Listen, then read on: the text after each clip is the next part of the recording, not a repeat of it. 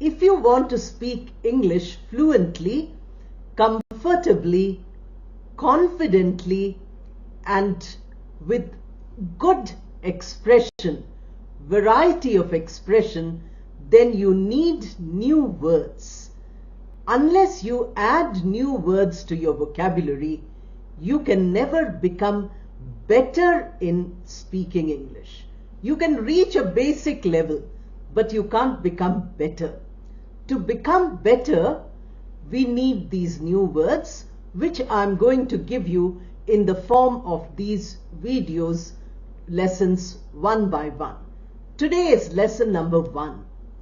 Before I do that, let me tell you that for 5 months, from 1st January 2026 to the end of May 2026, I gave you 1 word short per day. Those of you who watched those, 5 into 3, 150 videos have improved immensely. I can see the improvement in all of them. But those of you who haven't watched it can still watch it because it's available on YouTube. The channel name is Sumita Roy's English Classroom. And this is a continuation because many of you said, why are those stopped? Those are stopped because I want to give you a slightly higher level of vocabulary. Those were simple. Now this is more advanced. Let us begin. In this video, there are 3 sets of words. And each set has 4 words. Look at the words carefully and try to understand what they mean. Then use them in as many sentences as you can, because that's the only way you can practice using these words. Unless you become familiar with them, you will not be able to use. The first one is very hungry. Simple word, not difficult at all. All the remaining 3 words are exactly the same in meaning as very hungry. When you say very hungry, you can also use any of these. So you can say that since the poor man could not get food for many days, he was starving. Then we, instead of saying very hungry, we say starving. The poor man was starving. The poor man was very hungry. Then you can also say, after working so hard the whole day, I'm famished. I'm very hungry. That's what you want to say. But imagine how much more emphasis there is in the word famished. Look at the spelling of each of these words. Because if you just learn the word, you don't know how to spell it or pronounce it, it doesn't help. Starving might be there in your passive vocabulary. It is not there in your active vocabulary unless you use it regularly. So bring it from your passive vocabulary to your active vocabulary. Whereas famished might be a new word. You might not have encountered it before, or if you have encountered, you can use. People who have little food in their country, we can say that they are famished or they are starving. We can use these. You have to be very careful of the collocation also. The guests were ravenous, so they ate everything that we gave them. Very hungry. The guests were very hungry, so ravenous. Look at the word, the spelling, the pronunciation, the usage. Very hungry, ravenous.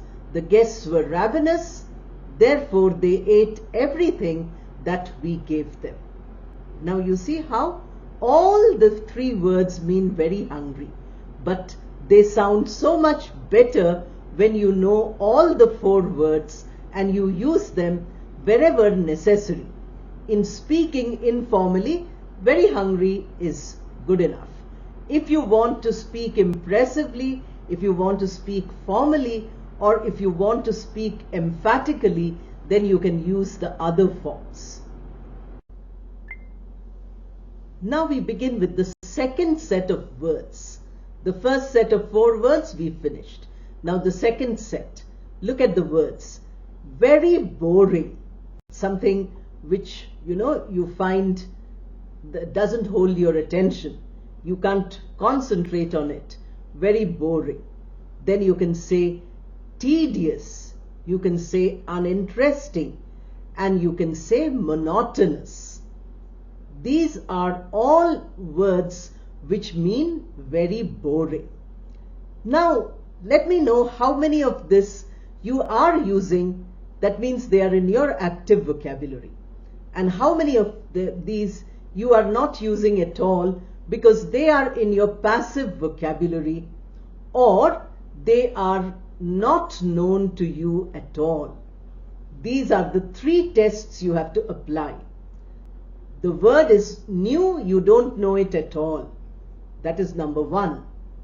The word is familiar, but you might know the meaning also, but you never use it.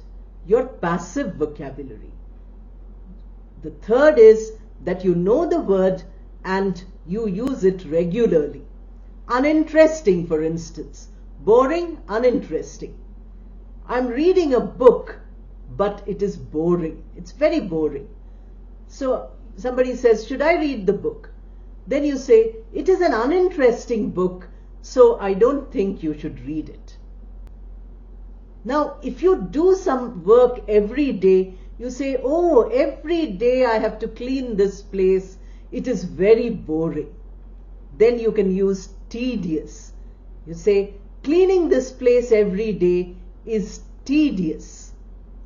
That is repetitive. You're doing it every day. Therefore, it doesn't hold your interest.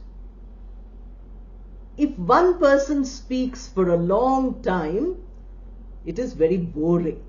There should be, in a conversation, there should be equal opportunity for all the people to speak. So you say, if this person speaks alone, it is very monotonous, or it is monotonous.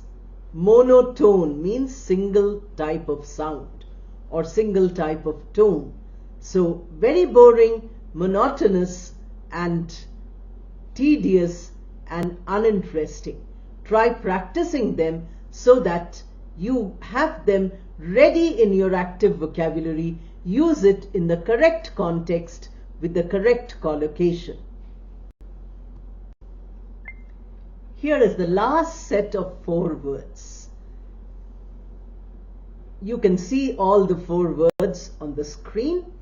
Very calm. We have 3 words: peaceful, serene, and tranquil. Spellings are very important because these words are very often misspelled.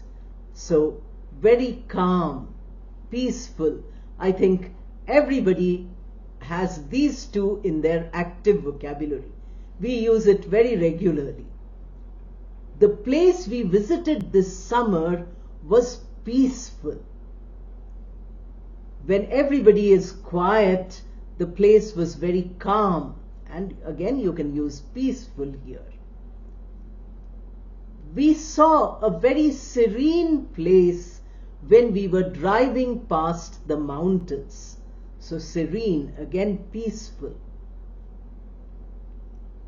The seat where I sat next to the pond had a tranquil atmosphere. Or there was tranquility. Tranquility is the noun form and tranquil is the adjective form. So you can also explore other forms of these words, which I have given you in shorts, like I told you, many shorts. And all these you have learnt for yourself. And since you have these words, you can try out many permutations and combinations with all these. Then what you find is that your vocabulary is improving naturally.